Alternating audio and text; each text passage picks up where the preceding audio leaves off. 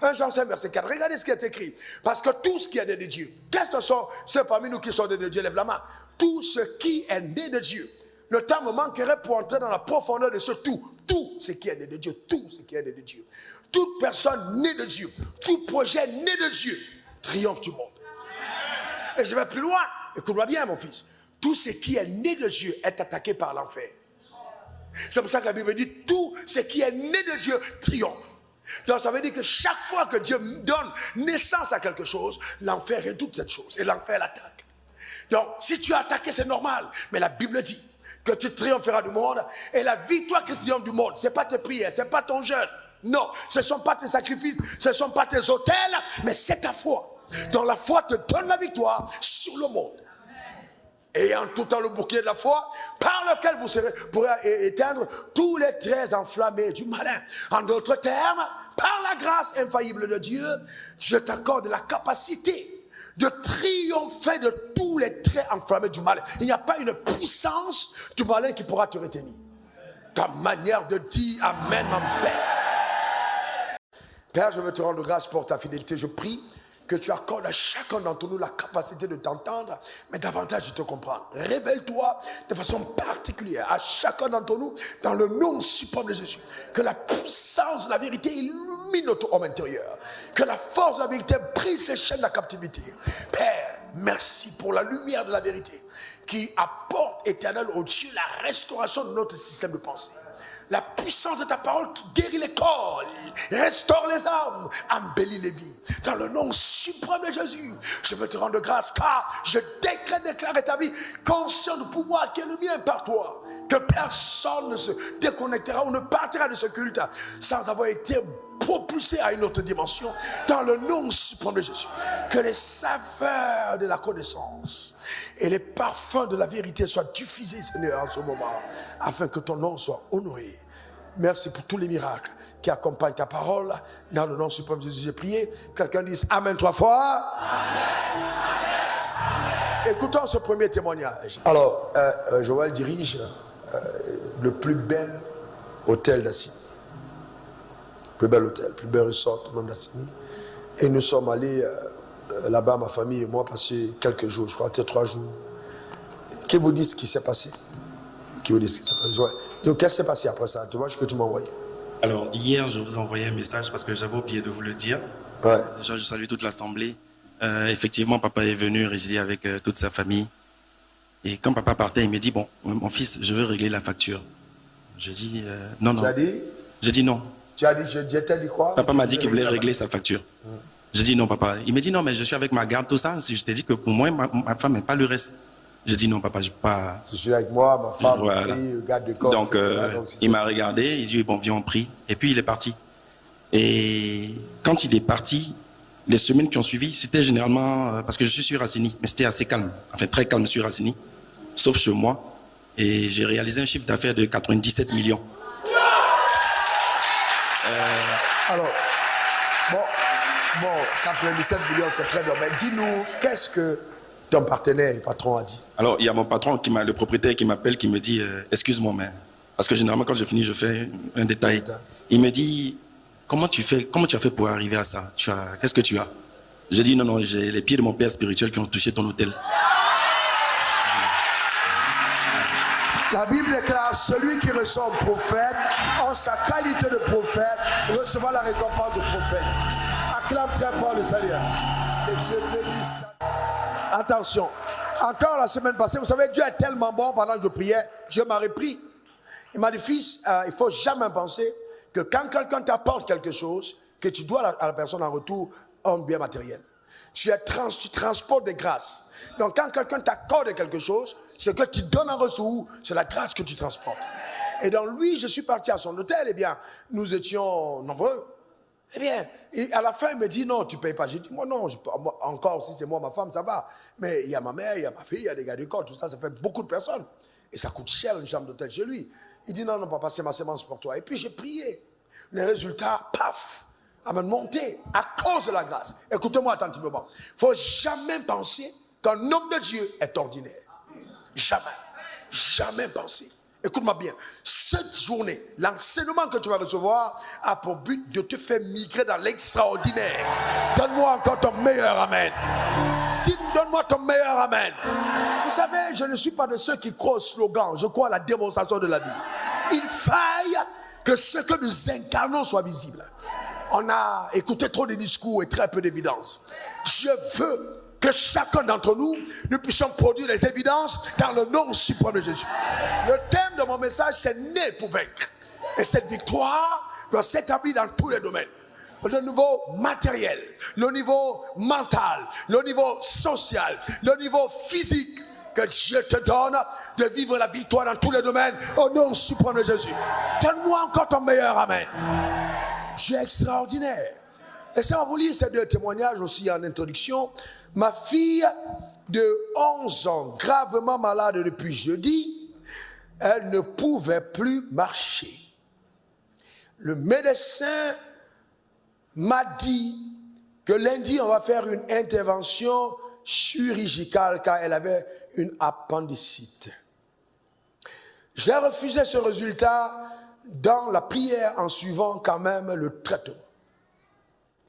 Et la soirée du vendredi dernier, au jour du jeûne, j'ai porté ma fille et je l'ai mise au salon pendant que tu rendais ministère et j'étais dans une sainte colère et j'ai dit à Dieu que des paroles de ton serviteur Raoul Wafo que tu as établies sur ma vie, que ces paroles se manifestent ce soir pendant qu'il les relâche. Et que ça tombe immédiatement sur ma fille pour sa guérison. Et à un moment, tu as relâché une parole instantanée. Et tu as dit un miracle instantané. Eh bien, j'ai immédiatement saisi. J'ai continué en action de grâce après le culte jusqu'à 2h du matin. Et le matin, ma fille s'est levée et elle m'a dit, maman, je peux marcher, je suis guérie. Et elle sauta dans toute la maison. Papa, elle est guérie. Est-ce qu'on peut acclamer le Seigneur? Ceci se passe après de 4000 km. 4000 km. La parole de Dieu est puissante. 4000 km. Quelqu'un qui suit à la télévision, une parole est relâchée, à l'instant elle reçoit, le lendemain matin, la fille qui avait un appendicite est totalement restaurée. Écoute-moi très bien, tu ne partiras pas d'ici avec un problème dans ton corps. Ta manière de dire amen m'embête. Dis encore amen. Est-ce que vous savez que dans le dictionnaire du ciel, le mot impossible n'existe pas? Et que dans le vocable et le langage des rachetés, le mot impossible n'existe pas. C'est un mot qui a été la conséquence de l'invention de l'homme déchu. Mais toi et moi, nous avons été rachetés à grand prix, non pour vivre la déchéance, mais pour manifester la gloire de Dieu sur la terre des hommes. Donne-moi encore ton meilleur amen. Je veux que tu crois en Dieu pour quelque chose de particulier, tandis que la parole de Dieu sera relâchée. Si ce témoignage, elle écrit donc de la part, c'est la responsable terme de la foi de l'Aris au Cameroun, à Douala, qui dit, il y a quelques mois, cette dame a commencé à ressentir des douleurs au niveau de sa poitrine. Plus le temps passant, la douleur s'intensifiait et elle a été amenée d'urgence à l'hôpital. Après examen, le médecin confirme la présence d'une masse dans son sein. Mais ne spécifie pas le type de masse, bien qu'on sache que c'est une masse cancéreuse, et le niveau de progression de la masse. Pour cela, il fallait faire d'autres examens pour spécifier exactement ce niveau d'avancement. Entre-temps, les 3 jours de jeûne sont proches et elle sent encore de plus en plus mal. Mais elle dit au Seigneur, je veux faire ces 3 jours de jeûne, aide-moi. Et le 2e jour, dit-elle, quand le docteur s'est mis à prier pour les malades, il a chassé et il a cité le cancer. À l'instant même, elle entend comme un craquement au niveau de sa poitrine, c'est-à-dire au niveau de sa poitrine.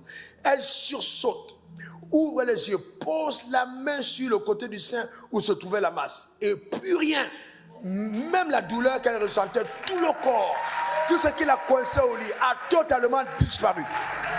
Je vous parle de la semaine passée à la fin du jeûne, totalement disparu. Elle s'est rendue ensuite à l'hôpital. la masse avait effectivement totalement disparu. Totalement disparu. Et jusqu'à dimanche, elle témoignait en disant qu'elle se sent en super forme. Le Seigneur est si bon. Alléluia. Amen. Nous sommes nés pour vaincre. Que Dieu te donne d'avoir des témoignages éloquents. Nous sommes nés pour vaincre.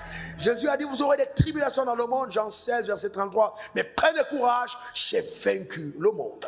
Pourquoi tant de croyants vivent dans la défaite?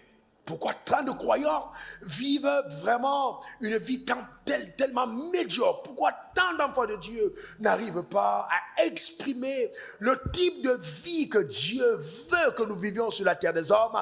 Eh bien, principalement parce que nous sommes ignorants de certaines vérités. Regardons maintenant la parole de Dieu. Jean 1, verset 12 à 13, il est écrit. Alors, ce culte, je voudrais vous mettre en garde, je vais enseigner. Donc, prenez le temps de considérer les notes. Et de temps en temps, je vais prophétiser. Mais à tous ceux qui l'ont reçu, voyez, la Bible dit tous ceux qui l'ont reçu. C'est-à-dire que Dieu ne faisait acception de personne à tous ceux qui l'ont reçu. Donc, la grâce de Dieu n'est pas exclusive. Mais elle est inclusive dans la dynamique de la foi. C'est-à-dire que toutes les personnes qui déplorent leur foi, Dieu ne fait acception de personne. Quand vous voyez quelqu'un exempt d'une visitation divine, c'est que la personne s'est exclue du mouvement de Dieu vers sa vie parce qu'elle n'a pas cru en Dieu. Mais à tous ceux qui l'ont reçu. Et j'ai pris de tout mon cœur que tu reçoives la parole. Elle leur a donné le pouvoir, et qui croit en son nom, elle a donné le pouvoir de devenir enfant de Dieu. Voyez-vous, donner le pouvoir de devenir. Dis pour moi, pouvoir de devenir. Ça veut dire qu'on ne naît pas enfant de Dieu, mais on le devient par une dotation de pouvoir. D'accord? Oui, enfants de Dieu, lesquels sont nés, suivez, c'est très beau. Non du sang. Non du sang, c'est-à-dire que ce n'est pas une naissance qui est explicable scientifiquement.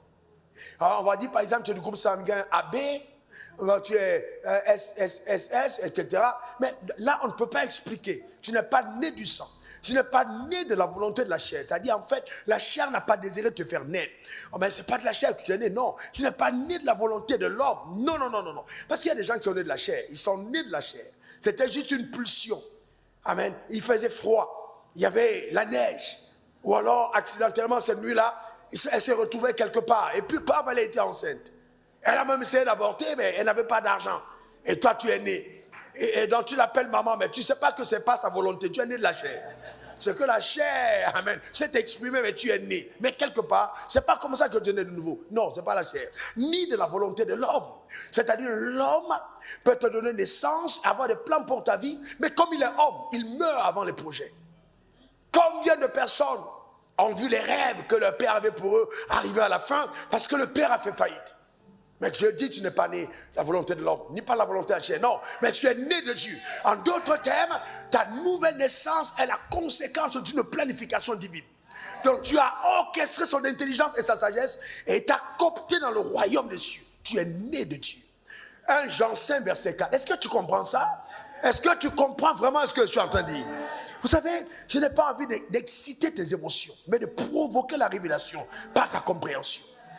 C'est très important de le comprendre. 1 Jean 5, verset 4. Regardez ce qui est écrit.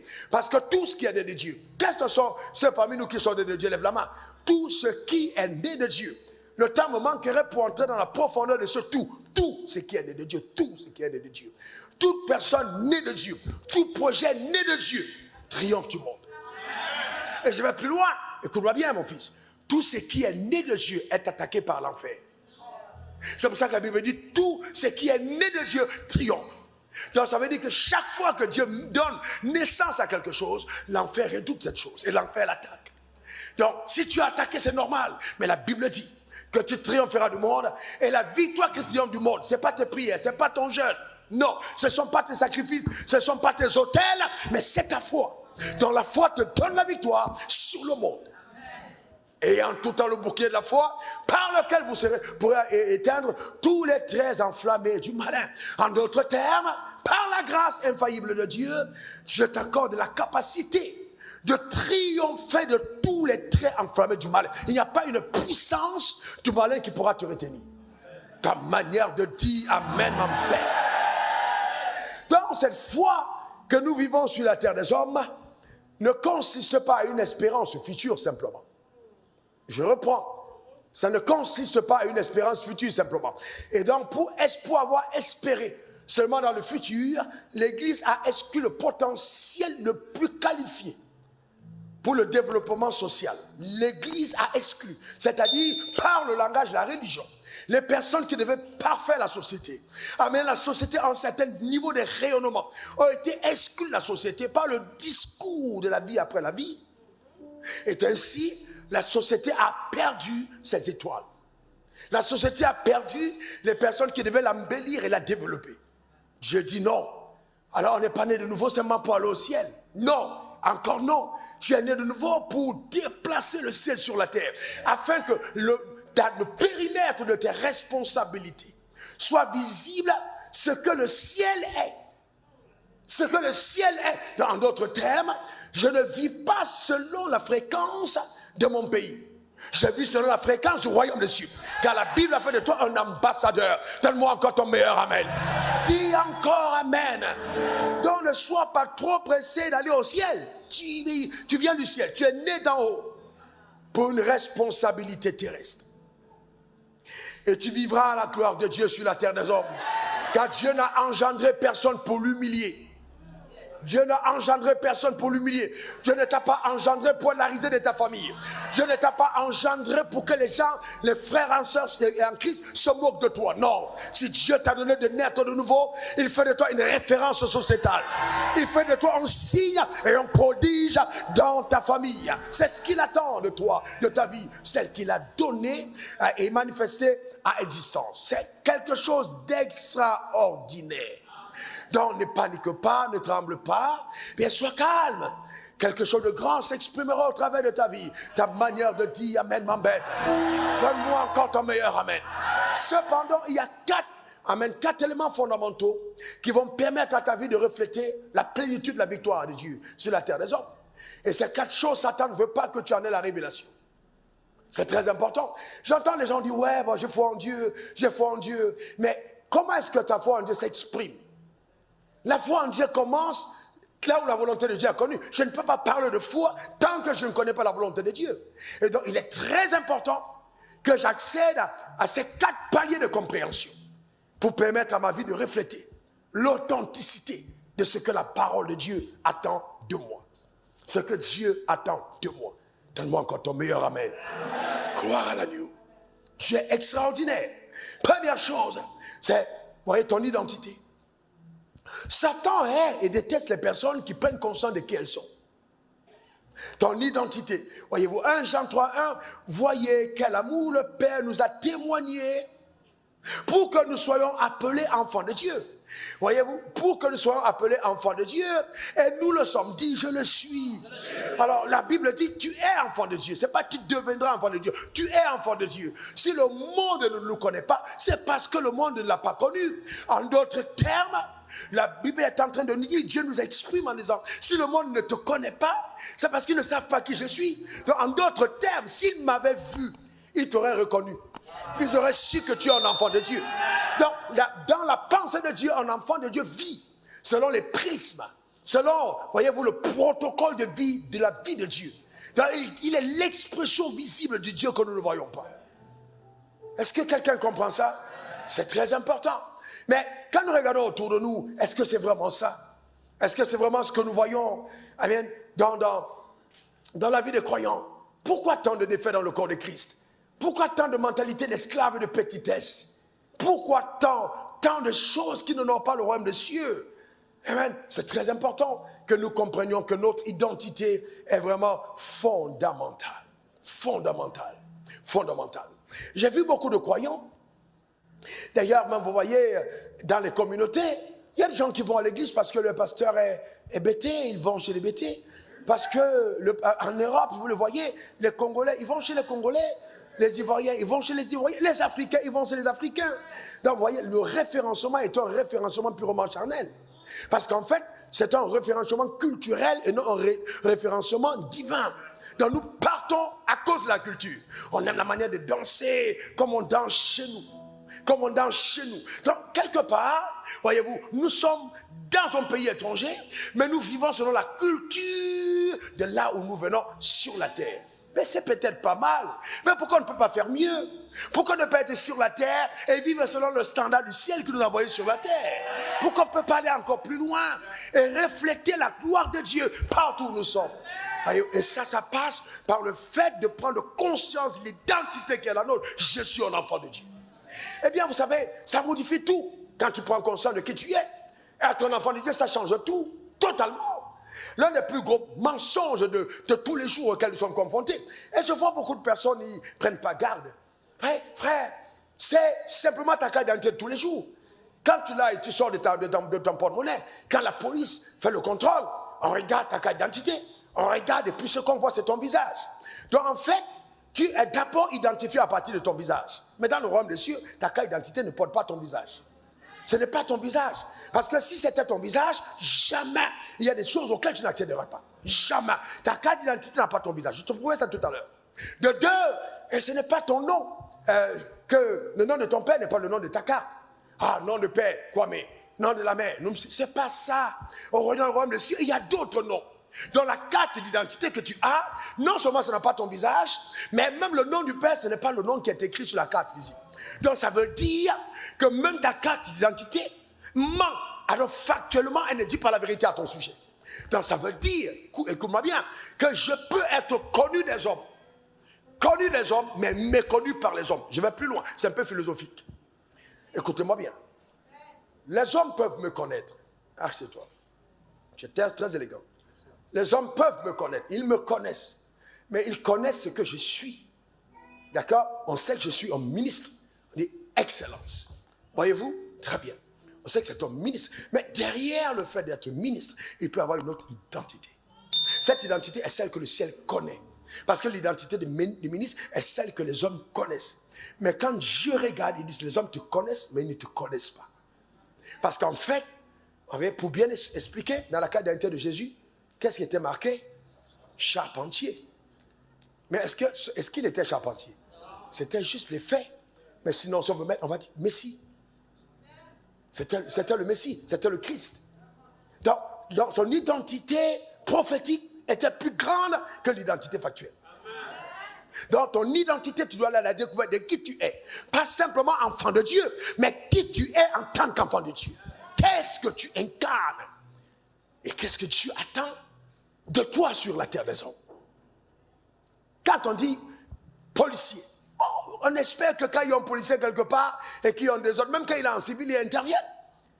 C'est tout à fait normal. Quand vous êtes dans l'avion et que quelqu'un commence à faire un malaise, on dit, est-ce qu'il y a un médecin parmi nous?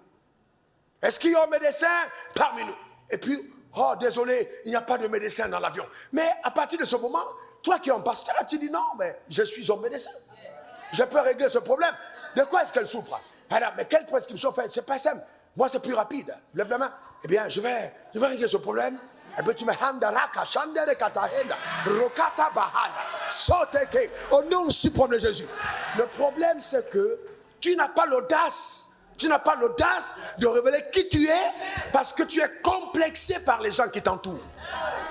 Tu es complexé par les gens qui t'entourent. Tu n'arrives pas à dire qui tu es. Je me rappelle qu'à cette époque-là, j'ai quitté le Cameroun pour aller au Nigeria. Et mon père spirituel nous a dit, bon, ceux qui veulent aller à la conférence, qui me suivent. Eh bien, mais il a pris l'avion, mais je ne veux pas prendre l'avion comme mon père parce que je n'ai pas l'oseille, je n'ai pas le blé, je n'ai pas l'argent. Amen, je n'ai pas le tiers. Il n'y a pas. Je n'en ai pas, frère. Amen. Mais je veux aller à la conférence. Eh bien, il y a un monsieur qui rêve, il dit, je m'ai mis à cœur de te donner, je crois que c'est 15 000 francs à l'époque. Oh Dieu, que Dieu bénisse cet homme sérieusement. Alors c'est extraordinaire. Il m'a donné cet argent de 30 000.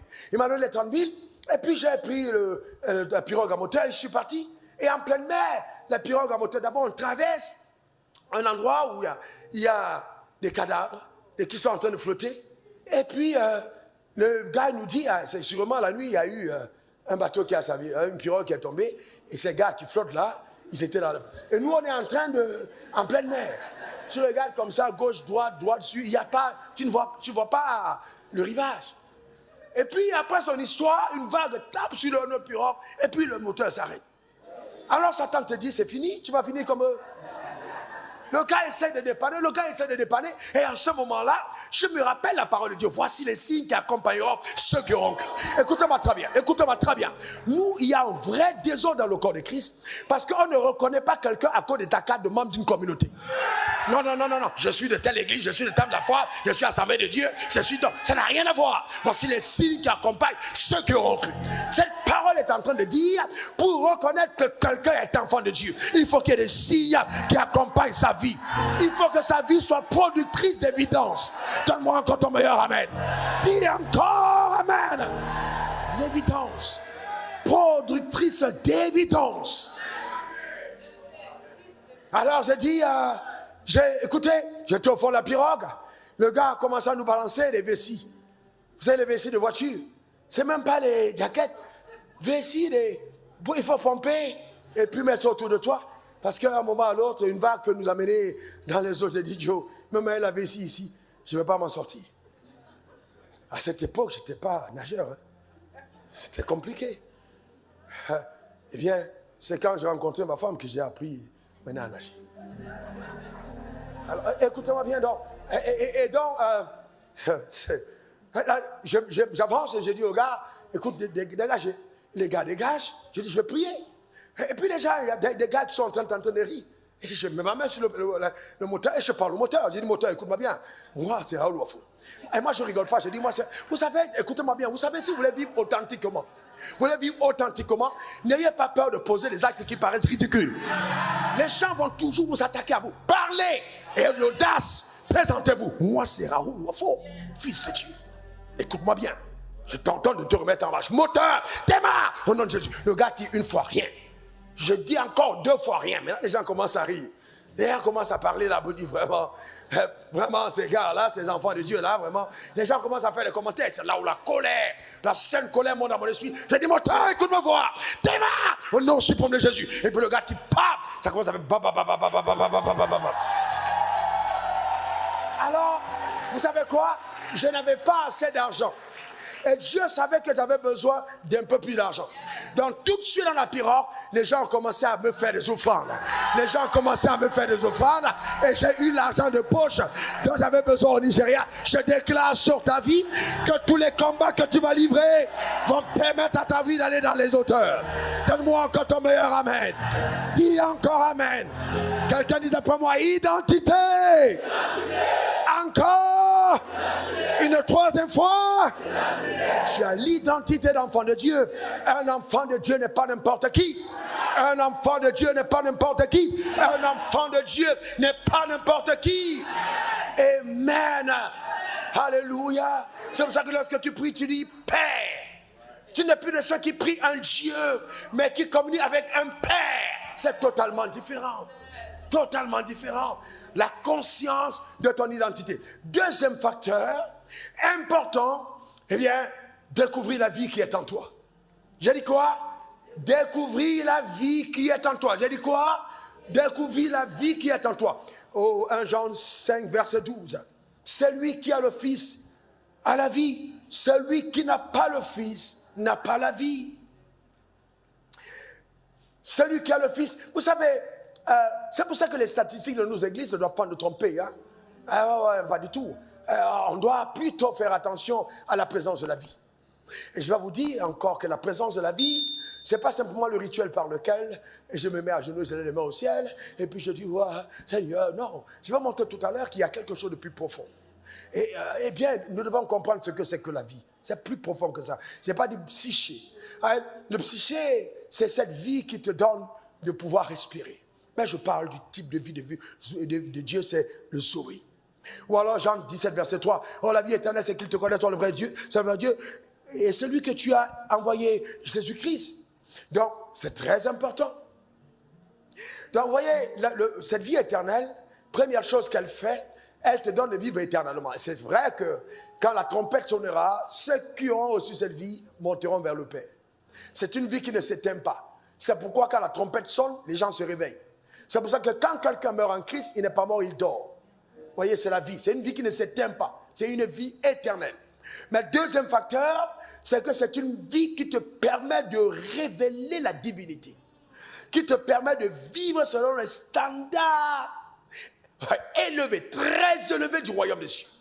Le standard élevé. Donc cette vie-là te donne de vivre comme un enfant de Dieu. Le protocole de vie, le type de vie, la nature de vie. Quand tu vis, on se dit non, ça c'est pas possible. D'où lui viennent ces choses? Comment peut-il être si excellent? Comment peut-elle être si, voyez-vous, tellement productif? Comment se fait-il que cette personne arrive à tel niveau de productivité? C'est là la vie. Vous savez, le drame c'est quoi? C'est que nous pensons que la vie c'est Haranda, Orabakata. Vous savez que nos églises sont remplies de gens qui parlent des fausses langues. Tu parles la langue depuis longtemps. Ça fait 10 ans ce jour. En fait, le jour qu'on était en train de prier pour les gens, on t'a dit parle. Et puis ton intelligence t'a dicté. Ça fait 15 ans. Tu n'as jamais plus. Il faut aller plus loin que ça. Il faut aller plus loin. Non, parce qu'en fait, il y a beaucoup de personnes, alors très peu de personnes, qui ont fait la réelle expérience de la nouvelle naissance. Et c'est pourquoi vous entendez les gens, ah oui, au nom de mon père spirituel, au nom du manteau de mon père spirituel. Bah, toi, tu es vendu. Je te dis la vérité, tu es vendu au nom du manteau de mon père spirituel. Quel manteau de ton père spirituel? Tu vas comprendre que quand tu as la vie de Dieu est en toi. La vie Zoé est en toi. C'est pas au nom du manteau de ton père spirituel. Parce que ton père spirituel va mourir. Il va mourir, tu peux revivre alors après. Donc ce n'est pas le nom de manteau, c'est au nom de Jésus. Tout ce que vous demandez au Père, à mon nom, il vous le donnera. Arrêtez d'être trompé, d'être anarqué, amen, par des personnes qui ne comprennent pas la Bible. Cette affaire de mensonge, mettez ça de côté. Vous avez une relation avec Dieu. Le voile de temple a été déchiré de haut en bas. Vous savez, je n'ai pas un discours pour faire l'adhésion. J'ai un discours pour faire de toi l'exception. Ce n'est pas un discours d'adhésion. Vous savez, allez dans la vérité. Pourquoi autant de séduction? Pourquoi? La vie éternelle, c'est qu'ils te connaissent, toi, le seul vrai Dieu. Bah, tu connais Dieu, pourquoi tu vas aller au nom du monde? Non, je n'ai pas dit qu'il ne faut pas assumer au leader. Non, mais en même temps, il y a une limite. Il y a une limite. Dans la carte d'identité, comme je disais tout à l'heure, ce n'est pas ton visage. C'est pour ça que tu ne peux rien demander au Père en ton nom. Jamais, quand tu vas à la banque, et quand on regarde à ta carte, eh bien, tu as ta carte, tu as ta pièce avec moi, avec toi, eh bien, ou bien la tienne, si tu as laissé à la voiture. C'est pas... Oui, c'est pas ton visage. D'accord? Ok. Qu'est-ce qu'on voit? Vous voyez, là, il y a son visage. D'accord? Il y a son visage. Donc, quand le policier est prêt, il regarde. Maintenant, le règne spirituel, quand on prend ta pièce et qu'on regarde, c'est le visage de Jésus. Parce que toi, tu n'es pas tête, tu es corps. On n'a jamais regardé pour voir si c'était toi. On ne regarde que la tête. Et quand on regarde, c'est Christ. Et comme il a tout accompli et qu'il a déclaré tout est accompli, alors on te donne tous les honneurs qui reviennent à la tête. Parce que la tête qu'on voit, ce n'est pas toi. Dans les honneurs qu'on te donne ne sont pas tes honneurs. Les honneurs qu'on te donne sont celles qui viennent de Christ. Maintenant, tu enlèves la tête de Jésus, tu mets la tête de ton pasteur. Regarde à quoi ça ressemble. Tu mets la tête de ton pasteur, la tête de Jésus, ça ressemble à quoi? À de l'arnaque. Et c'est pour ça que ta vie est mélangée. Et que tout le temps, il faut que tu fasses référence au pasteur. Oh, pasteur. Vous avez mon numéro de téléphone. Tous ici, je ne reçois pas plus de 10 demandes de prière par semaine. Pas plus de 10 demandes de prière venant du temple de la foi. Pourquoi? Vous avez tous mon numéro. Mais parce que je vous amène à Christ et vous savez prier. Vous savez prier. Vous savez prier. C'est très important. Arrêtons d'amener les gens à être dépendants à nous, mais à Christ. À Dieu. Tout ce que tu demanderas au Père, au nom de Jésus, te le donnera. Afin que la joie de Dieu ta joie soit parfaite. Jean 10. Le voleur ne vient que pour... Il vient faire quoi? Il vient faire quoi? Il vient faire quoi? Égorger et détruire. Mais moi, je suis venu afin que les brebis... Non. Qu'elle fasse quoi? Elle est la vie. Est-ce que tu étais mort? Non, mais quand on dit cette vie-là, c'est pas une vie qui te fait marcher. C'est une vie qui te fait vivre selon les standards de Dieu. Et qu'elle soit dans l'abondance. Donc, il y a la vie qui t'amène dans l'abondance. C'est cette présence de la vie qui t'amène à l'abondance de la vie. Est-ce que tu sais que Dieu n'a pas envie que tu sois médiocre? Je vais plus loin. Et que la médiocrité est ton péché. Un homme médiocre exprime très mal la vie. Et est coupable, amen, d'une offense à la qualité de vie certifiée par le ciel qu'il détient. Parce que ta certification n'est pas ISO. C'est pas ISO, c'est une certification du ciel. Il y a une certification. On a déposé une certification d'une vie d'en haut. Donc quand on te laisse sur la terre, Dieu est en train de dire l'authenticité de la vie. Ce que Adam n'a pas vécu, laissez-vous vous montrer comment cette fille va vous montrer comment ça se passe. Donc la création elle-même est tellement... Parce qu'elle n'a pas vécu ça. Elle attend avec un ardent désir la révélation des fils. Donc elle veut voir le type de vie que tu incarnes, que tu as, être manifeste sur la terre des hommes. Voyez-vous? Donc, et dans cette vie, va maintenant t'amener à porter des fruits. Quelqu'un dit après moi, fruits. Oui. Oh, dis-le bien. Oui. Encore. Oui. Voyez-vous? Donc, il y a des évidences. Premièrement, l'amour de Dieu. J'ai dit quoi? Il faut aimer Dieu. Il faut aimer Dieu, l'amour de Dieu. Écoutez-moi bien, écoutez-moi à ce niveau. Écoutez-moi bien. Arrêtez de faire des prières de sorciers. Seigneur, Seigneur, Seigneur, Seigneur, donne-moi ton amour, donne-moi ton amour. Seigneur, s'il te plaît, donne-moi ton amour. Je veux ton amour. Dieu te regarde comme un sorcier. Parce que tu ne comprends pas qui tu es. Il a répandu son amour dans ton cœur par le Saint-Esprit. Personne ne peut être né de nouveau sans dire qu'il n'a pas l'amour. Tu l'as déjà. Le problème, c'est que tu dois choisir d'exprimer l'amour. Comme je vous dis, l'ignorance est fatale. Tu dois choisir d'exprimer l'amour. Vous savez, combien de coups je n'ai pas reçus dans la vie? Comment tu sais que tu as l'amour? Quand tu pardonnes. J'ai été avec des gens, j'ai salué, j'ai été là. Je sais que les gars, Joe, ils cassent le sucre dans mon dos, mais c'est dans mon dos. C'est ça la grandeur, c'est dans ton dos. Et tout ce qu'ils disent dans ton dos, tu t'en fous. Chaque fois que tu montes à un certain niveau, il y a des jaloux. Ne t'inquiète pas, il ne faut pas t'inquiéter. Il ne faut pas te déranger pour les gens qui parlent dans le dos. Il ne faut pas aussi aller tirer tes oreilles pour dire on a dit quoi de moi. Ne prends pas garde à ce qu'on dit de toi. Sinon tu vas entendre ton propre serviteur te maudire. C'est-à-dire il te maudit mais il te sert. C'est lui-même qui est maudit. Parce que tu sais quelqu'un que tu maudis. Donc tu es deux fois maudit. Les grands hommes sont ceux dont on parle. Il ne faut pas t'inquiéter pour ça. Ne t'inquiète pas. Il n'y a pas mal dans ton cœur parce qu'on raconte de mauvaises choses sur toi. Ce n'est pas un problème. Mais assure-toi que ce qu'on dit n'est pas vrai. C'est tout. Le reste, tu vis tranquillement. Ouais, ma photo de profil, c'est l'aigle. L'aigle n'a pas... Allez, non, tu te mets au-dessus. Tu vis dans les hauteurs. Je ne suis pas une chenille. Il ne faut pas vivre les vies de lave. Les vies des asticots. Toujours dans les cacas. C'est quoi ça ton problème? Il faut vivre au-dessus dans la pourriture. Il faut les mettre au-dessus. Il y a des gens qui ont des vies qui sentent terriblement parce qu'ils ne choisissent pas la vie de Dieu. Donc il faut aimer Dieu. Il faut aimer Dieu. J'ai dit quoi? Il faut aimer Dieu. Deuxième chose. Si j'aime Dieu, ma soeur, j'aime mes frères, mon frère. J'ai dit quoi? J'aime mon frère, mon prochain. J'ai dit mon prochain. Ma soeur, ton premier prochain, quand tu te réveilles le matin, c'est ton mari. Bravo. Comment tu vas laisser ton mari dans le lit et puis tu vas venir aimer ton pasteur? Ou aimer ton patron? Ou aimer ta tante? Tu dors avec ton prochain. Donc la première personne que tu vas aimer, c'est ton mari. Et la première personne qui va tester ton amour, c'est ton mari. Ton prochain. C'est lui qui va t'offenser pour que tu pardonnes. En fait, quand vous voyez si quelqu'un doit avoir, on va s'y respirer encore. Pour être sûr que ton amour respire, il est testé par l'offense. Et quand il y a le test de l'offense, alors tu pardonnes. Quand tu pardonnes, on dit, elle vit encore. Elle vit encore. Elle vit encore. Pardonner, c'est la plus belle des choses qui arrivent. Ben, tu viens avec tes frères. Pardonne à ton prochain. Pardonne même aux païens. Pardonne à tout le monde. Pardonne, frère. Pardonne. C'est ça, l'amour de ton prochain. Troisième dimension que cette chose produit dans toi, cette vie divine. Mon Dieu, elle te convoque à la sainteté. Écoutez-moi bien. La sainteté n'est pas l'apparence, la sainteté n'est pas un discours, la sainteté n'est pas une position, la sainteté est un état.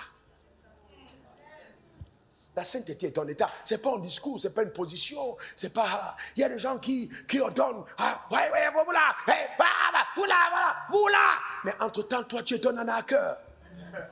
Vous savez, il faut faire attention, c'est un état de cœur. C'est un état de cœur.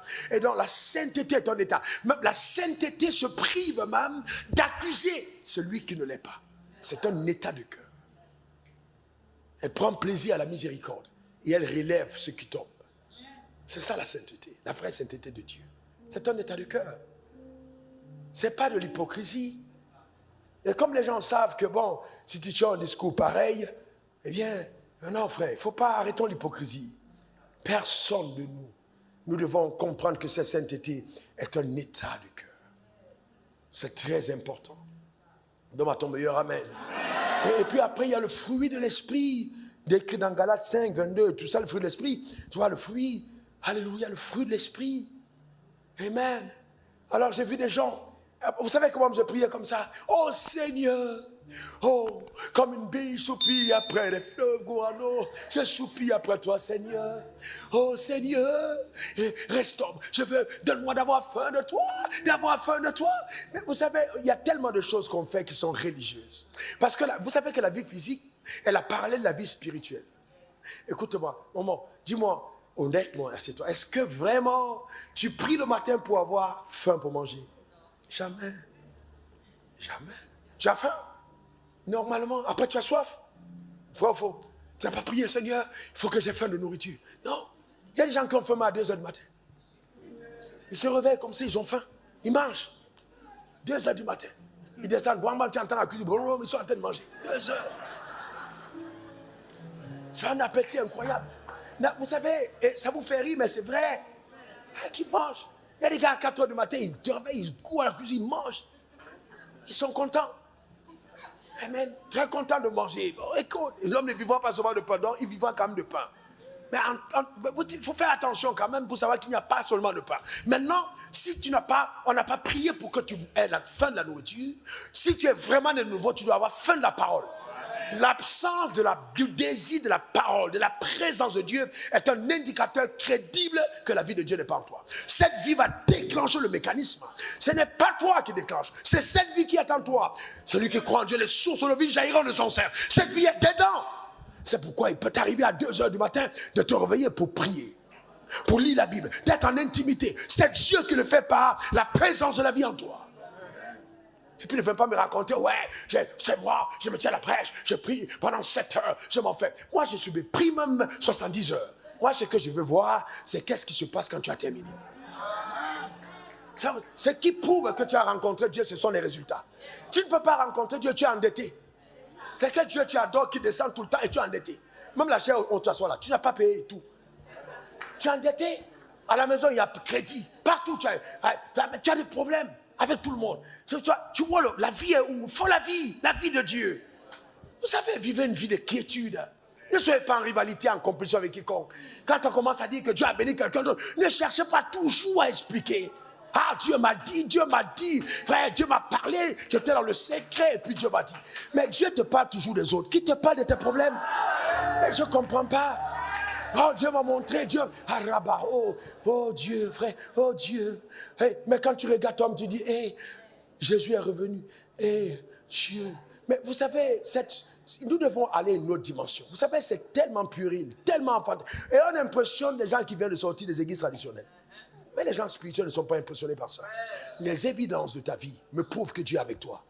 Quand je n'ai pas vu ceci, je ne peux pas croire que la présence de Dieu est dans une église, il y a des malades, il y a plein de malades. C'est pas possible. Que les gens sont là malades depuis 7 ans, il n'y a pas de guérison. Et puis tu dis Dieu est là, il est où? On veut voir Dieu. Que Dieu agisse dans ta vie. La vie divine demande ton meilleur amen. Dis encore amen.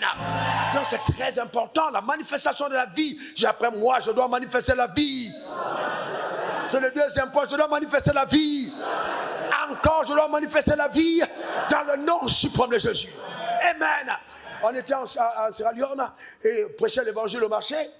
Alors, vous savez, l'évangélisation de rue, c'est quelque chose que j'ai toujours aimé. Ou vous voyez, toujours été fasciné par l'évangélisation de rue. Et donc, on était au marché, et puis une dame est venue, une dame musulmane, elle nous a posé un problème. Elle dit, homme de Dieu, mon enfant est malade depuis 14 ans, il était couché, paralysé à la maison. Et puis, on regardait l'heure, il fallait qu'on rentre se reposer pour la croisade du soir. Parce qu'on l'annonçait dans les rues pour dire qu'il vient de la croisade.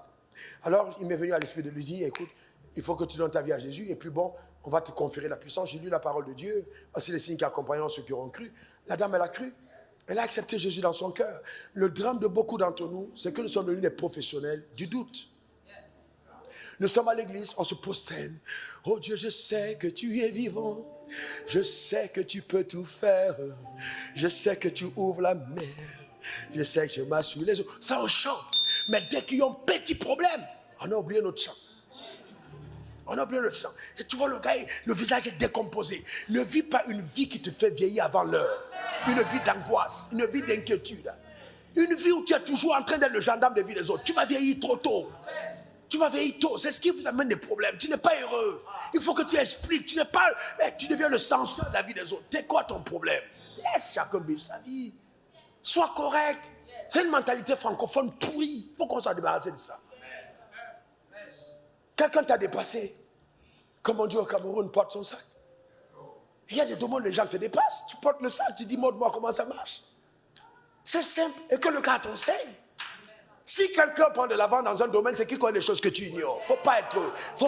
N'essaye pas d'expliquer en disant, ouais, tu sais, ces gens-là qui donnent les prophéties, il faut quand même se moquer des prophéties. Dieu m'a dit que vraiment, c'est pas les prophéties. Tu dis tout ça. Et aujourd'hui, tu dis, dans 5 ans, tu vas changer de langage.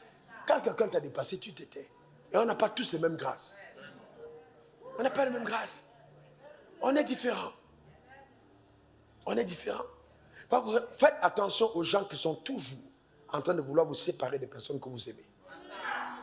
Faites attention. Je ne marche pas avec les gens qui veulent diviser. Je n'ai pas d'amis avec les gens qui veulent m'amener dans un clan. Ça ne m'intéresse pas. Je suis dans le corps et non dans le démembré du corps. Le corps n'est pas démembré. Le corps est entier. Un jour, le Saint-Esprit m'a dit, est-ce que tu as déjà fait les selfies de ton anus? Excuse-moi. Il m'a demandé, tu as fait les selfies de ton anus? J'ai dit non. Il dit, alors, mais est-ce que ça fait partie de ton corps? Demande à ceux qui ont les hémorroïdes quel est le rôle de l'anus et son importance. Le corps, c'est le corps. Le corps, c'est le corps. Nous devons avoir de la maturité. Le corps, c'est le corps. La manifestation de la vie divine. Maintenant, vous voyez, il y a cette dimension des fruits que nous portons, mais il y a aussi cette dimension, en même temps dans la vie, de certaines dotations, les dotations de Dieu. Il y a la sagesse. Assieds-toi, tu notes. La sagesse, sagesse. Hein? Sagesse. DG, sagesse. Il ne faut pas être debout, il faut noter ça, sagesse. Tu as besoin de sagesse. D'accord? La sagesse. L'intelligence. La sagesse, l'excellence. La sagesse, l'intelligence, l'excellence, la productivité font partie des choses que la vie divine dépose en chaque croyant. L'excellence, la sagesse, l'intelligence, la productivité. Tu ne peux pas être un enfant de Dieu et puis tu agis sans réfléchir. C'est pas possible. Tu cries, hey, regarde toi-même comment les gens sont habillés ce matin. Il y a des gens, quand tu les vois habillés, ils n'ont pas réfléchi. Tu peux avoir beaucoup d'habits et être désordonné. Parce que même pour t'habiller, tu prends le temps de la réflexion. Quelle est la chemise qui va avec? Quelle est la cravate qui va avec? Quelle est la chaussette qui va avec? Comment est-ce que... Ne fais pas de maquillage de désordre. La joue, si elle est plus grosse que l'autre, il faut, c'est pas possible. Il faut absolument, c'est l'excellence. Il faut l'excellence, l'excellence. Voyez-vous, ça vous fait rire, mais c'est choquant. Vous savez, c'est incroyable. Dans quel état tu as laissé ta chambre? Dans quel état? Est-ce que ton lit est dressé? Tu trouves une chaussette au nord, une chaussette au sud. Après, tu dis, ma chérie, je ne vois pas mes chaussettes. Est-ce que l'ordre là, c'est féminin? Toi, pourquoi tu pars arranger tes affaires? C'est pas possible. Et puis tu sais que si ta femme lave tes dessous, lave-les d'abord avant qu'elle les lave. Parce qu'il y a des surprises souvent sur les caleçons, il ne faut pas que ce soit ta femme qui voit ça. Donc, c'est une parenthèse, je ne sais pas à qui je parle. C'est une parenthèse, je ne sais pas à qui je parle. Mais la parole est sortie et c'est sorti comme ça devait sortir. Que ça fait du bien à ta vie au nom de Jésus. Donc tout ça, c'est ce qui te mène à l'abondance. La sagesse, l'intelligence, l'excellence te mène à l'abondance. La productivité te mène à l'abondance. C'est ça l'abondance. On y arrive parce qu'on déploie cette dimension. Dis encore amen. Maintenant, quand tu fais tout ça, point numéro 3, n'oublie jamais l'alliance. J'ai dit quoi? N'oublie jamais l'alliance. J'ai dit quoi? N'oublie jamais l'alliance. Et il y a une chose, et ma femme le sait, vous savez, tout ce que je touche, tout ce que je fais, elle me disait encore hier, c'est impressionnant. Comment est-ce que Dieu te connecte à des gens? C'est juste inimaginable. C'est juste, c'est-à-dire je peux être là comme ça et puis je soupire après quelque chose. Juste un soupir. 2 semaines après, cette chose entre dans ma vie. Je vous dis, je ne me bats pas, je ne suis pas là parce que j'ai prié de la nuit au matin pour percer dans une affaire. Non, je ne connais pas ça. Je te dis la vérité, je te dirai le contraire, je mens. Je ne connais pas ça. Je vis ma vie. Je médite beaucoup, je réfléchis beaucoup, je planifie beaucoup, mais j'ai d'abord confiance en Dieu. J'ai une alliance avec le ciel. C'est tout. J'étais à l'aéroport. Le pasteur qui m'a invité, le pasteur Dorothée, son mari était un grand frère, comme mon père, pour moi à l'école biblique. On a fait l'école biblique ensemble. J'étais très jeune, j'ai fait l'école biblique à 24 ans. Bon, il devait avoir 48 ou 50 à cette époque, moi j'étais tout jeune. Et donc, il me prenait vraiment comme le fils. Et donc, de temps en temps, il me donnait 2000, 5000. Mais à l'époque, là, 5000, c'est comme quelqu'un qui me donne 50 millions. authentique, et même ça dit que c'était un 5000 trop puissant, très très puissant. Les 5000 qui te sortent vraiment d'affaires.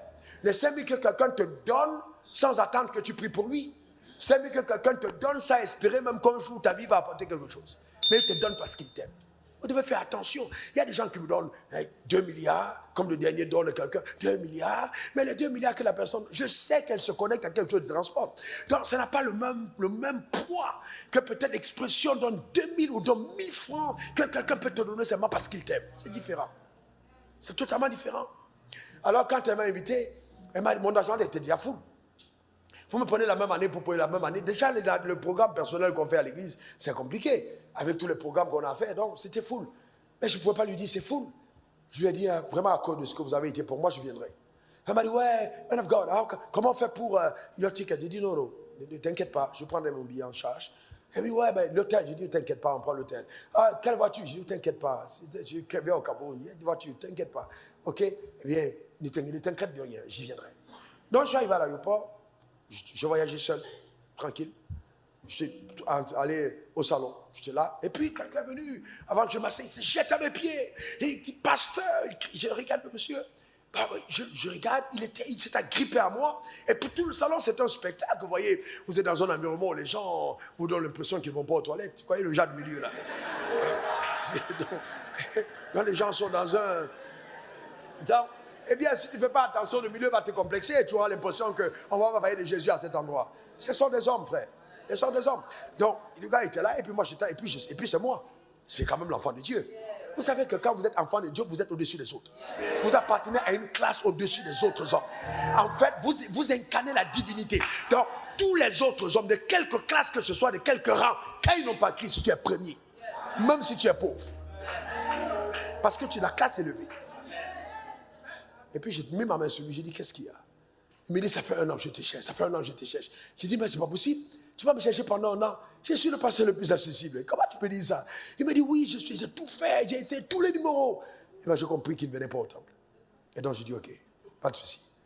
J'ai dit, et puis il me dit, vraiment je suis content. Il me dit, attends-moi. Et il court, il prend son truc, je vois bien qu'il prend tout ce qu'il a dans le sac, c'était de l'argent, une grosse somme d'argent. Il vient, il dépose, il me dit, prie pour moi. Et puis j'ai pris pour lui. Et je me souviens à l'instant que j'ai payé mon voyage tout seul et que Dieu est en train d'envoyer quelqu'un pour rembourser. Tu as dit quoi? Toujours. Exactement toujours. Je m'en vais, à cause du témoignage. Mon hôtel que je devais payer est pris en charge par mes fils. Certains de mes fils qui disent, on paye l'hôtel. Je ne paye pas l'hôtel. Après, il y a quelqu'un qui me devait beaucoup d'argent, qui me paye 10 millions. Il dit, ah ouais, je t'envoie 10 millions pour vous. C'est une dette, vous voyez, vous pouvez mettre pertes et profits. Il y a 10 millions qui reviennent. C'est vrai qu'il y a encore beaucoup d'autres millions qui restent. Voyez, mais il a envoyé 10. Gloire à Dieu déjà. Les 10 sont revenus. Alors je rentre, je suis à l'hôtel, je repars dans l'avion, je m'assieds. Et donc j'ai mis les lunettes noires parce que je n'ai pas dormi. Donc, et puis vous savez, quand vous dormez dans l'avion, il ne faut pas qu'on te supprime avec les yeux. Donc j'ai mis les lunettes noires. Comme ça, tu ne sais pas, est-ce qu'il dort, est-ce qu'il ne dort pas. Amen. Et donc, j'ai fermé et les gens peuvent passer. D'accord. Donc, et donc, le gars, je vois quelqu'un qui ne vient pas derrière, qui met ta porte. Je me tourne. Il me dit, je vais en Côte d'Ivoire. Je le regarde, c'est bon, il me connaît. Et il me dit, j'ai une famille qui m'a envoyé en Côte d'Ivoire pour toi. Voici, elle m'a donné une offrande pour venir t'apporter. J'ai dit, ah bon? J'ai dit, mais je sors du Cameroun. Et la famille est où au Cameroun? Il dit, ah, on ne savait pas. Il est déjà dans l'avion. Il dit, qu'est-ce que tu fais? J'ai dit, apporte-la. On était dans l'avion. Il apporte, il ne faut pas attendre qu'on atterrisse. Il apporte-la maintenant. Dans l'avion. Et même, il ne faut pas attendre. Vous savez, il ne faut pas attendre. Vous savez, le diable est rusé. Hein? Le temps d'attendre, lui-même il peut avoir l'intention d'enlever quelques billets. Donc, amène ça maintenant. Ou alors, on ne sait pas ce qui peut se passer, on peut voler ça dans son sac. Donc, amène ça maintenant. Donc, il est parti, il a apporté ça maintenant. Dans l'avion, j'ai dit, mets-toi à genoux là. Et j'ai prié pour lui, j'ai dit, bon, on n'avait pas encore décollé. Appelle la famille. Il a appelé, j'ai prié. Et j'ai ouvert. Enfin, c'était un paquet d'argent. Un paquet d'argent, l'enveloppe était hyper costaud. J'ai pris l'argent. J'ai dit, Seigneur, merci. Parce que je sais que je suis pris en charge dans l'avion. Pour vous dire quoi, le Dieu que nous servons est tellement extraordinaire. Il ne faut même pas un seul instant limiter sa capacité à intervenir à ta vie. Je déclare, j'entends, Dieu me dit de te dire, tu ne vivras pas dans la pauvreté. Souvent, je dis que tu ne mourras pas, mais là, je dis que tu ne vivras pas dans la pauvreté. Tu ne vivras pas dans la pauvreté. Dans le nom suprême de Jésus. Ta manière de dire Amen m'embête. Donne-moi ton meilleur Amen. La pauvreté n'est pas ton partage. Tout ce que tu touches va exploser. Dis encore Amen. Donne-moi ton meilleur Amen. C'est ton moment. L'homme d'affaires qui voyageait à ma droite est quelqu'un qui me connaissait et il m'a posé une question. As-tu déjà échoué dans les affaires une fois? Parce qu'il me suit. Frère, je suis dans tellement de secteurs. J'ai fait construction, restaurant, quoi d'autre ma chérie? Cacao, TVA. Ah, il me connaît bien. Hein? Donc, il y a tellement. Carrière de sable et gravier. Il y a tellement de domaines dans lesquels je suis impliqué. Mais les gens me demandent toujours, mais comment tu fais? Frère, j'ai la vie de Dieu à moi. J'ai quoi? J'ai la vie de Dieu. J'ai quoi? La vie de Dieu. Frère, c'est la première des choses à laquelle je n'ai jamais pensé, c'est que je ne peux pas. Ça, je me suis interdit de dire ce n'est pas possible. Ça, c'est quelque chose qui ne vient jamais dans mon système de pensée.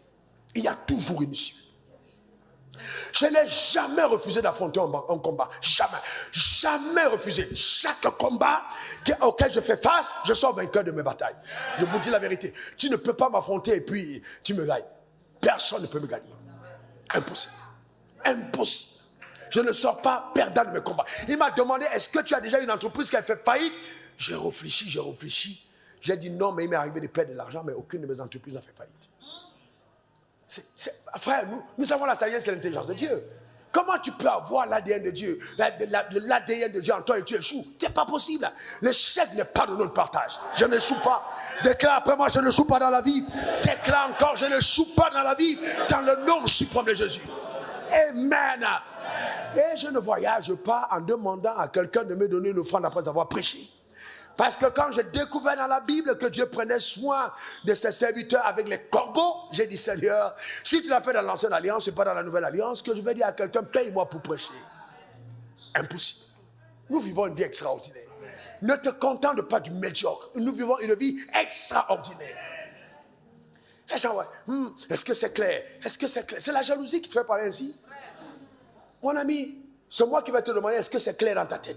Parce que si tu cautionnes ce que Dieu fait, dans ta tête, c'est pas clair.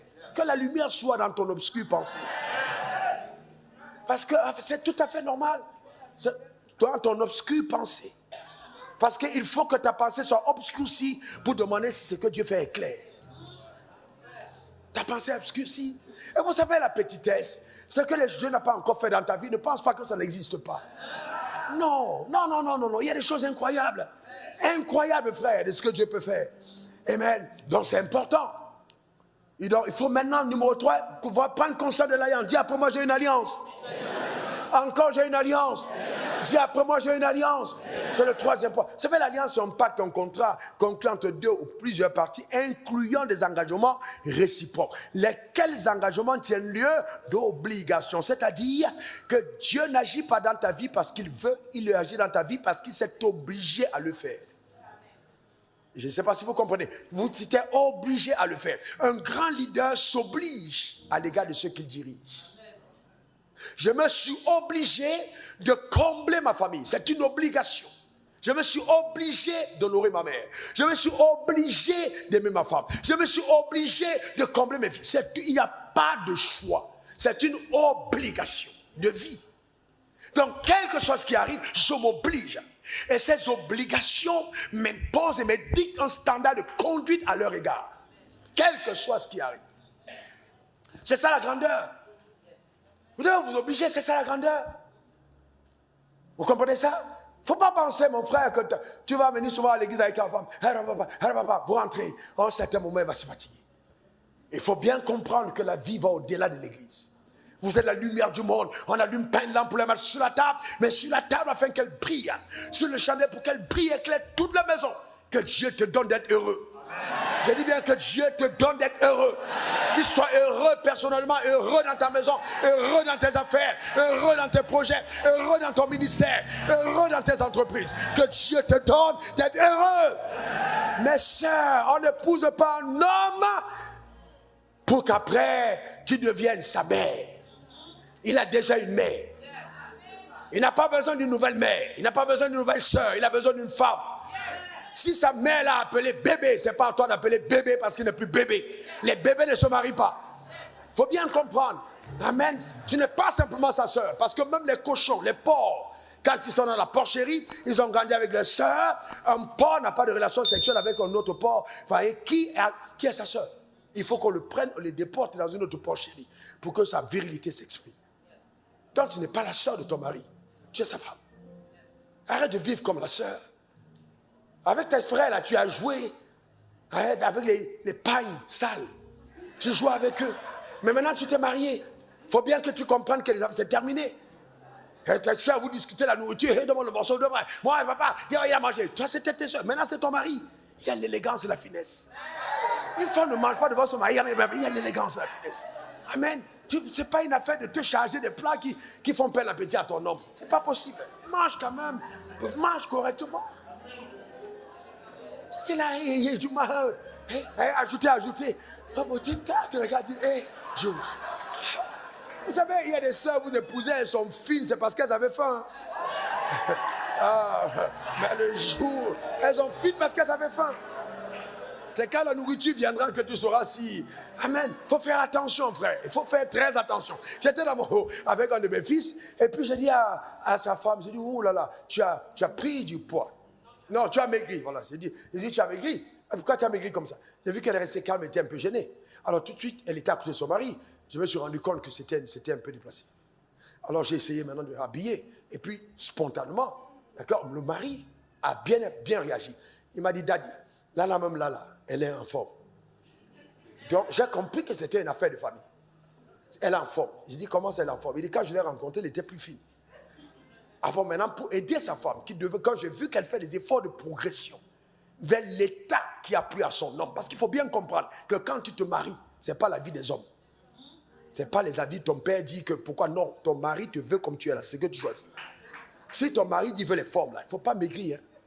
Parce que quand il t'a raconté là, c'était, même si tu avais mis du caoutchouc derrière pour gonfler, et que ça il faut regonfler. Ah ouais, c'est ça. Il ne faut pas faire des trucs parce que, ah non. Il ne faut pas venir tromper les gens. Il ne faut pas tromper. Authentique histoire. Hein? Moi, je vous dis des choses, vous riez. Moi, je connais un gars qui est dans mon bureau. Quelques temps après le mariage. Il me dit, j'arrive pas à comprendre. Mais quand ma femme s'habille, elle est en forme. Quand elle se déshabille, elle n'est pas en forme. Donc, le gars était troublé. Il était troublé.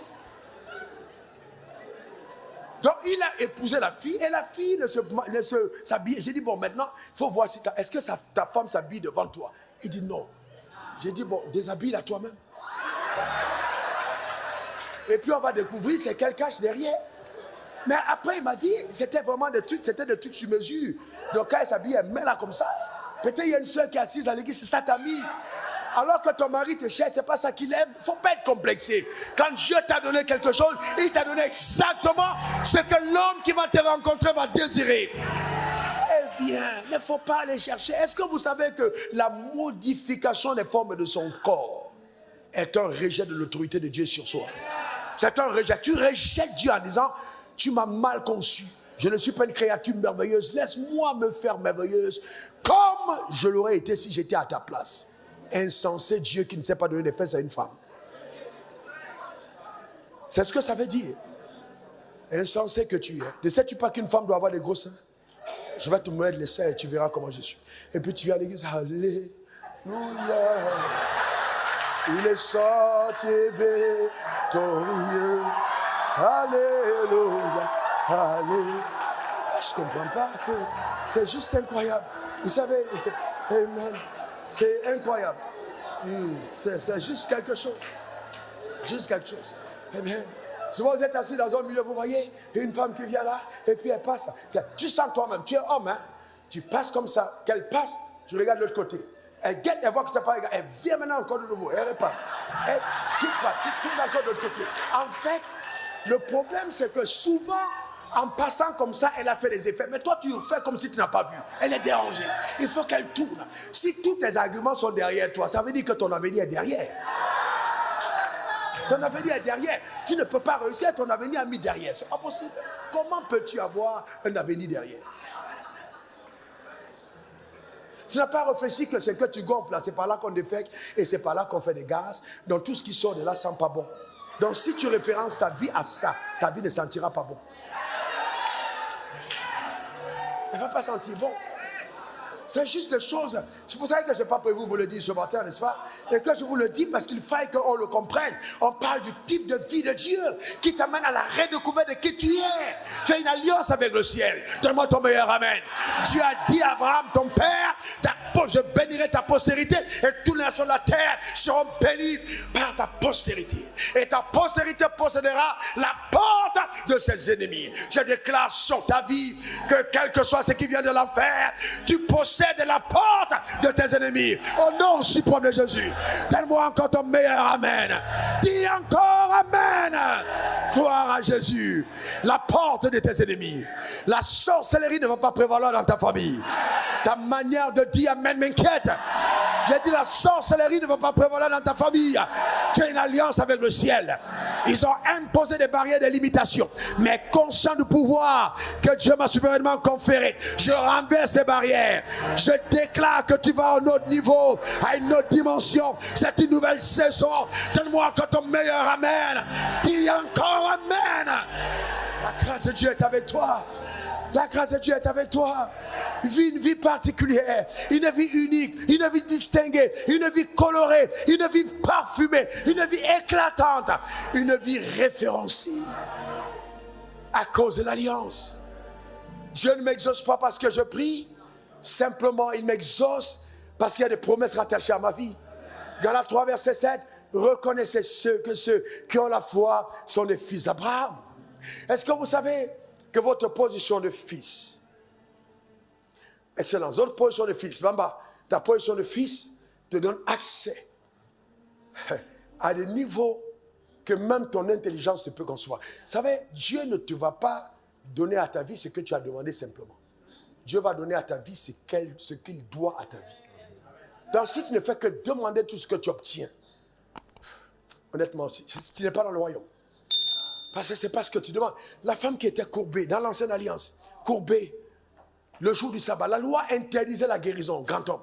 La loi interdit la guérison, mais parce qu'elle est la fille d'Abraham. Jésus a l'obligation de la guérir. Le jour du sabbat, interdiction de la loi. C'est-à-dire que l'alliance parle plus fort que la loi. Aucune loi ne peut stopper l'alliance. Car la loi n'a pas été donnée contre l'homme, elle a été donnée pour servir l'alliance. Donc tu ne peux pas me dire, ouais, parce qu'il y a eu ça. Non, il y a une obligation. Ta postérité sera bénie en Abraham. En Abraham, dis, je suis béni en Abraham. Affirme-le encore. Tu sais quoi? C'est qui a triomphé de toi hier. Tu porteras sa tête comme un témoignage. Tu porteras sa tête comme un témoignage. Amen. En Abraham, nous avons une alliance. Dieu a obligation d'agir. Dieu fait dans ma vie, pas simplement ce que je demande, mais ce qu'il est obligé de faire. Jésus a dit, je bâtirai mon église et les portes du séjour des morts ne vont pas prévaloir contre elle. Donne-moi encore ton meilleur amen. Dis, je suis né de Dieu et je triomphe du monde. Encore une troisième fois. Mais bien entendu, tu es né de Dieu, tu triomphes du monde. Et la victoire qui triomphe du monde, c'est ta prière. C'est ta prière, c'est ton jeûne, c'est ton sacrifice, c'est ton adoration, c'est ton intimité. Non. C'est quoi? C'est ma foi. Écoutez bien, le temps me manque pour parler des choses profondes. L'intimité, ce n'est pas le fait d'adorer simplement. Parce que le fou de Gadara, demandez, il est venu se mettre à genoux. Hein? Regardez, c'est bien à genoux. Prosterné devant le maître. Et il a dit, ne nous chasse pas, envoie nouvelle et poursuit. Exaucé par Jésus, mais pas intime. Donc l'intimité n'est pas simplement l'intensité de ta prière, mais c'est d'abord l'alliance qui t'unit à celui à qui tu adresses ta prière. Donc quand il n'y a pas d'alliance, il n'y a pas d'intimité. L'alliance est la base, le socle de l'intimité. Dieu n'est pas intime aux hommes, il est intime à ses fils. C'est les fils. Donc il ne faut pas entrer dans les choses compliquées. Il est intime à ses fils. Je déclare que tu n'es pas un mendiant. Je déclare que ta vie excelle. À tous égards dans le nom suprême de Jésus. J'ai après moi alliance. Encore alliance. C'est pourquoi avec l'alliance, tu peux prononcer le nom de Jésus, dis encore alliance. Et je vais terminer avec le quatrième point important qui est ici l'héritage. Donc je dis premièrement l'identité, deuxièmement la vie de Dieu, troisièmement l'alliance, quatrièmement l'héritage. Il y a un héritage qui t'échoue. Galates 3 verset 29. Galates 3 29. Et si vous êtes à Christ, vous êtes dans la postérité d'Abraham, héritier selon la promesse. Héritier selon la promesse, que le Seigneur te comble, que le Seigneur te comble, que le Seigneur te rassasie. Donne-moi ton meilleur amen. Que le Seigneur te rassasie dans le nom suprême de Jésus et que l'alliance pluridimensionnelle soit reçue par toi à cause de ta foi au nom suprême de Jésus. Dis encore amen. Alléluia. Amen. L'alliance de la puissance, voyez l'héritage de la puissance. L'héritage de la vie éternelle, l'héritage de la sagesse, de l'intelligence, l'ADN de Dieu est en toi. Laisse exprimer l'instinct du divin. Écris bien ceci. Laisse exprimer l'instinct du divin.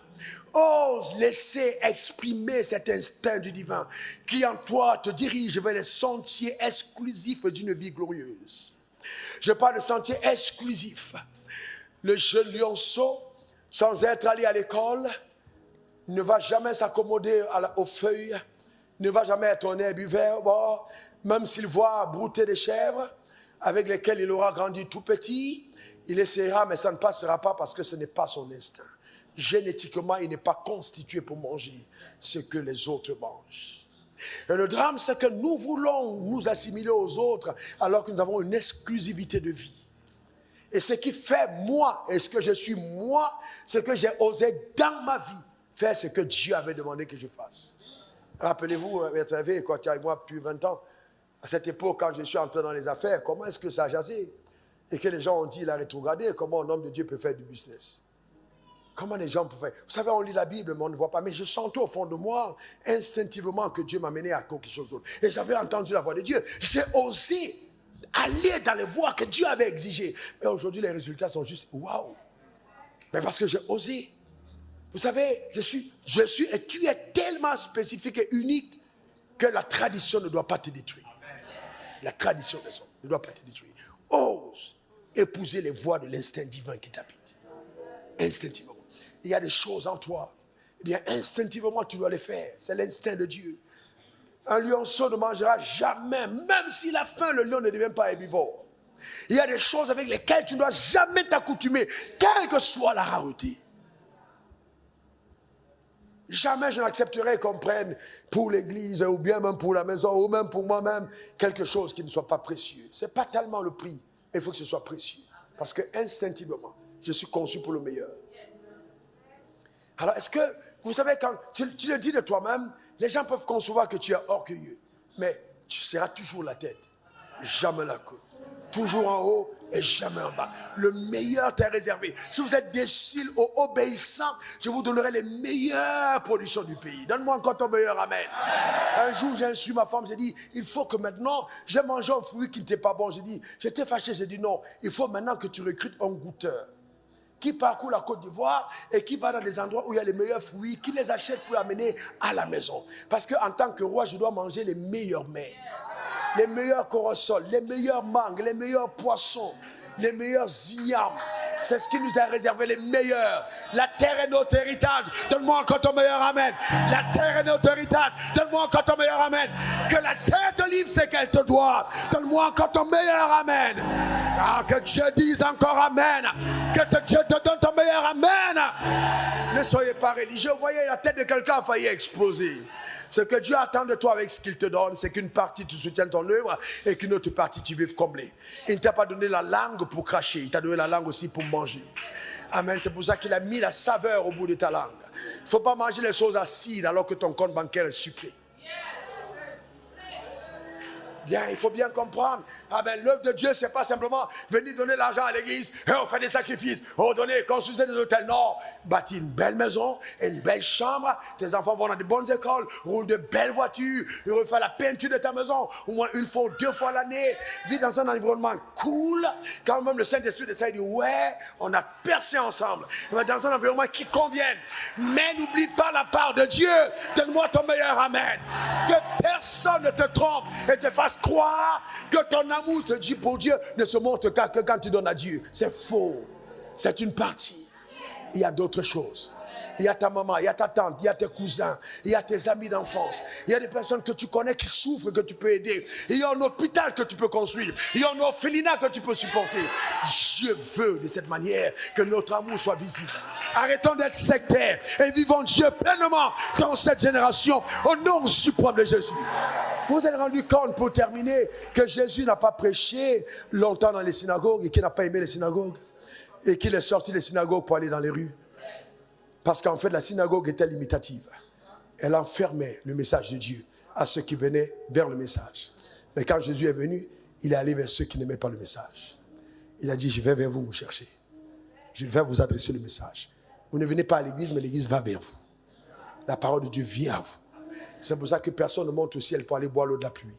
L'eau de la pluie descend vers nous. Chaque grâce que Dieu nous donne doit descendre vers les personnes. Pour toucher les personnes. Pour impacter les personnes, pour influencer les personnes, pour faire quelque chose d'agréable. Que ta famille se réjouisse de t'avoir eu, comme d'avoir eu pour un médecin de ton rang dans la famille. Que la famille se réjouisse d'avoir eu un chef d'entreprise, des personnes comme vous, en même temps pasteur. Qu'on voit dans la famille l'entrepreneur que tu es à un certain niveau et qu'on rend grâce à Dieu de ce que la vie divine s'est exprimée au travers de toi. Tu es né pour vaincre. Tu es né pour vaincre. Arrêtons une mentalité d'esclave et de petitesse. C'est trop petit ce que tu penses. Il faut aller plus loin que ça. Plus loin. Tu te réjouis d'un petit sac que tu portes. Et partout où tu arrives, tu veux monter le sac. Quelle honte. Comment peux-tu être si bas? Un sac. Une petite voiture. Il faut que maintenant tu balades partout pour qu'on voit la voiture. Tu es trop grand pour ça. Il y a une prophétie sur ma vie. Je ne peux pas échouer. Je ferai des... Confesse-le sur ta propre vie au nom de Jésus. Oh, oui, il y a une prophétie. Oh, elle est rattachée à ma vie. Je confesse, je ne peux pas échouer. Dieu est en moi. Dieu, je ferai des exploits. J'achèverai ma oui, il y a une prophétie. Il y a une prophétie sur ma vie. Jésus l'a déclaré. Je ne peux pas échouer. Oh, avec Dieu, je ferai des exploits. J'achèverai ma vie. Prophétie sur ma vie. Je ne peux pas échouer. Avec Dieu, je ferai des exploits. J'achèverai ma vie. Tu as une alliance avec Dieu et arrête de penser que ton père ou ta mère sont responsables de malheurs qui t'arrivent. Alors, à cause de l'alliance, je pense vraiment différemment aujourd'hui, quel que soit ce qu'on m'aura refusé. Des hommes, c'est une opportunité pour que le ciel me l'accorde. Ne développez pas le complexe de pauvreté, le complexe qui tend à pouvoir victimiser et à croire que notre développement et notre réussite ne dépendent que d'une aide extérieure. Tu as une alliance avec ton Créateur. Tu peux bien aller plus loin que ce que ton intelligence humaine pouvait te permettre d'aller. Je voudrais maintenant que nous puissions par rapport à la parole, répondre à Dieu, chacun d'entre nous. Que nous parlons au Seigneur, que tu déclares sur ta vie, que tu as conscience de ton identité, déclare-le avec foi. Affirme que tu es enfant de Dieu. Déclare sur ta vie dans le nom de Jésus que la vie divine qui est en toi t'amène à un autre niveau de productivité. Un autre niveau de productivité. Déclare que tu aimes Dieu. Déclare que tu marches dans l'amour. Affirme-le. Établis-le sur ta vie dans le nom suprême de Jésus. Confesse par la puissance élevée d'en haut dans le nom suprême de Jésus que ta vie bascule en autre palier de gloire et de splendeur. Que ton nom soit béni. Rababo Sakata.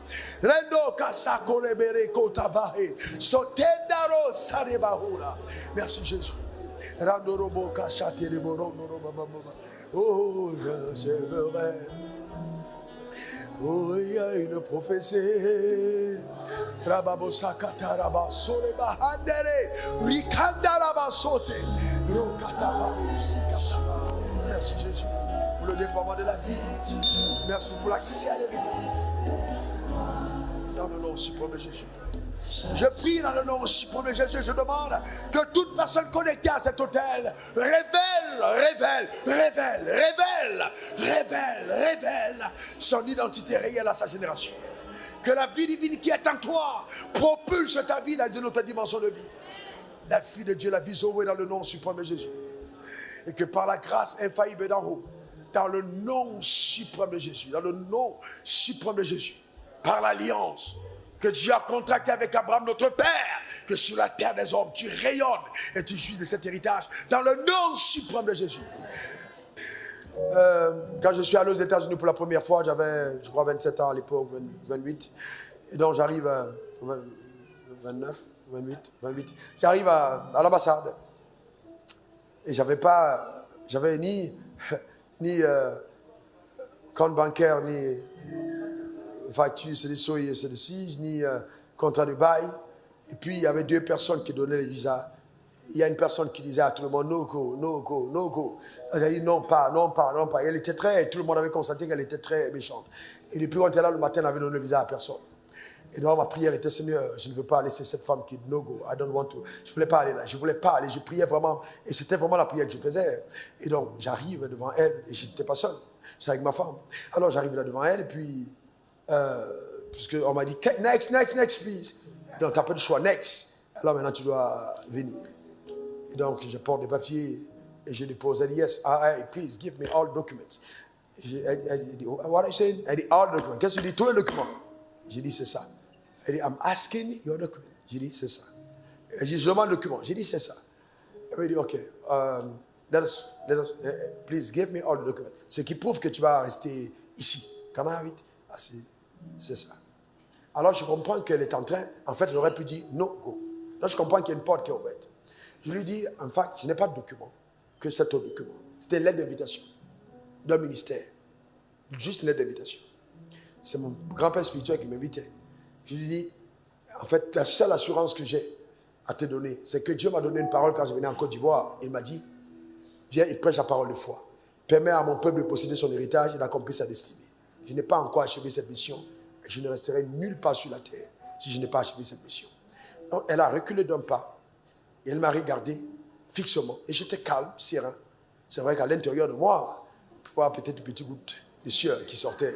Je ne savais pas si c'était une décision à aller se prendre. Elle me dit, go and pay. Donc quand on dit go, ça veut dire, va maintenant, tu payes. Donc le visa a été accordé, sans papier. Quelle était la révélation? Écoutez-moi très bien. Quelle était la révélation? Simple. Je suis héritier d'Abraham, la terre est mon héritage.